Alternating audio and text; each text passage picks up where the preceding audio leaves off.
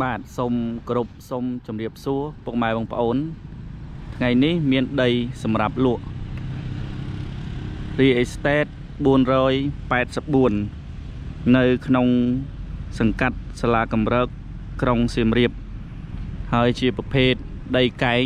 បាទហើយនោះផ្លូវបេតុងកែងផ្លូវបេតុងហើយនេះសាលាសិង្ហបុរី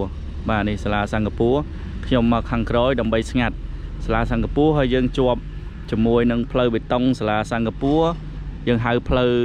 10មករាបាទផ្លូវ10មករាហ្នឹងបាន33ហើយកែងនៅមួយជ្រុងនេះ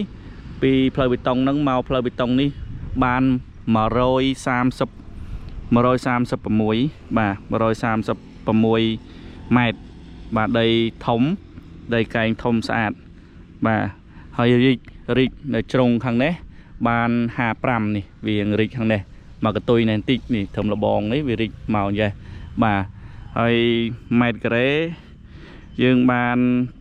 ទំហំ5546ម៉ែត្រការ៉េបាទហើយនេះយើងចេញទៅផ្លូវ7មករាដែលយើងហៅផ្លូវចលុងឬផ្លូវតនើយបាទដីកែងមួយកែងបាទមួយកែងផ្លូវបេតុងនេះ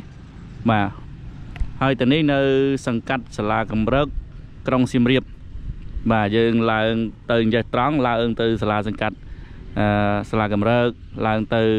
ផ្សារចាស់ទៅផាប់ស្ទ្រីតបាទហើយយើងចេញទៅអញ្ចេះយើងចេញទៅផ្លូវកបាត់ក្រុងចុងកស៊ូបាទហើយយើងឡើងទៅនោះយើងទៅសាលាកំរើកដូចគ្នាបាទសាលាកំរើកចេញទៅចុងកស៊ូដូចគ្នាបាទទំហំ5000ម៉ែត្រការ៉េជាងតម្លៃអាចតាក់ទងមកតាម Telegram របស់ខ្ញុំបាន085 28 2882សូមអរគុណសូមជម្រាបលា